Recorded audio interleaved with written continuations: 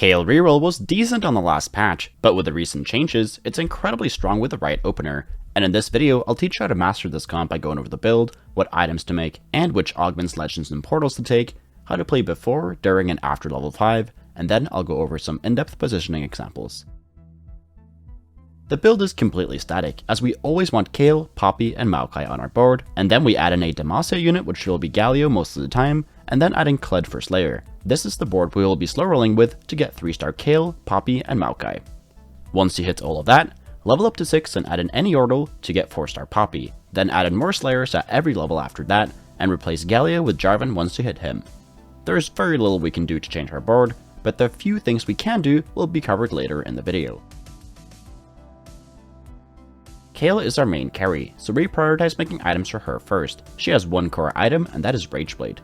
Since Kayle has no mana, she gets all her damage from auto attacks. Because of this, we want to get as high of attack speed as possible on her. The second item wants to be a second Rage Blade, Giant Slayer, Gunblade, RFC, or Guardbreaker. Any of these will work just fine, but the best case scenario is to get double Rage Blade, as attack speed on Kayle is that important. But getting double Bow and Rod can be hard, so making any of the other items instead will also work greatly. The third item wants to be either a Radiant item you get from Demacia, or the third item is Giant Slayer, Gunblade, RFC, or Guardbreaker. Sometimes you will have the Radiant item on Poppy, and sometimes you will have the Radiant item on Kayle. After you've made Kayle items, you want to make items for Poppy. She wants tank items, but there are some that are a lot stronger on her than others. Bramblevest, Dragon's Claw, Redemption, and Protector's Vow are the 4 strongest tank items you can put on Poppy. Others can also work, but you want to make any of these 4 as her 3 items. If you get bad tank items throughout the game, then you can also leave the third slot open and use the Radiant item from Demacia instead, given that you can make 3 good items for Kayle with your components in that case. If you still have items left over, you will itemize Maokai with tank items or Gwen with AP items. If you get a Spatula, then you always want to make Slayer Spat. This is great as it gives you more damage into Kayle. This wants to be placed on the third Yordle unit we add in, which is Teemo the majority of the time. Note that Slayer Teemo is not great, but it's more instead about giving Kayle more damage with +1 Slayer. The win condition of this comp is to hit 3 3-star champions and then push to as high of a level as possible. The best legends to run to obtain this goal is Lee Sin, as his augments allow us to get more rerolls for free, allowing us to hit the 3 stars faster. If you don't want to run Lee Sin, then Pengu or Tahm Kench are also great options. Pengu allows us to get more HP, which allows us to slow roll for longer, and Kench gives us more gold, allowing us to start the slow roll process earlier. The best portals for this comp are Jace's Workshop, Targon Prime, God Willow's Grove, the Sump, House Lightshield, the University, Scuttle Puddle, and Bandle Cafeteria. The best augments for this comp are AFK, Old Natural, Blood Money, Bronze, Silver, or Golden Ticket, Consistency, Jeweled Lotus, Slayer Hardware Crest, Unified Resistance, Combat Caster, Contagion, Gifts from the Fallen, Magic Wand, Martyr, Petricide Shackles, tons of stats, and you have my bow. I mentioned a lot of augments there, and the best ones out of those are Golden Ticket, Combat Caster, Contagion, Gifts from the Fallen, Martyr, and Petricide Shackles. If all that info was a lot to take in, then check out the cheat sheet for this comp. It's available for patrons and YouTube members. Here is the quirky cheat sheet from a previous set, so you know what to expect for the Kayle Reroll cheat sheet that is available right now.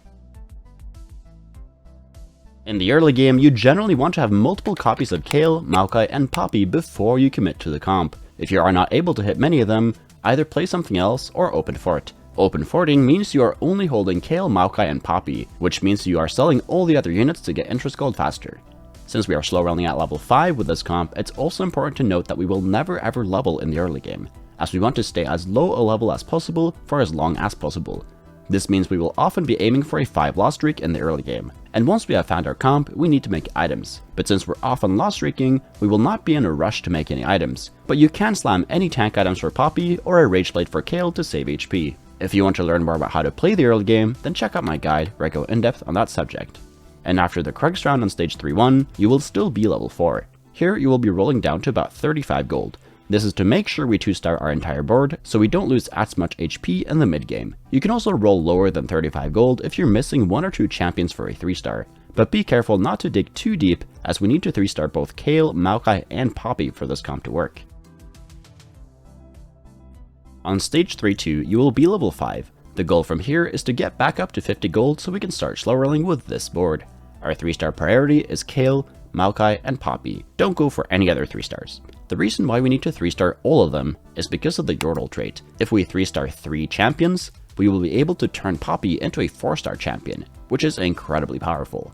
You will slow roll at level 5 until you hit all those 3-stars, and once you do, you will level up. If you haven't hit all 3-stars by stage 4-1, then you want to all in for your 3-stars, as you will get destroyed by all other players rolling on 4-1 if you don't.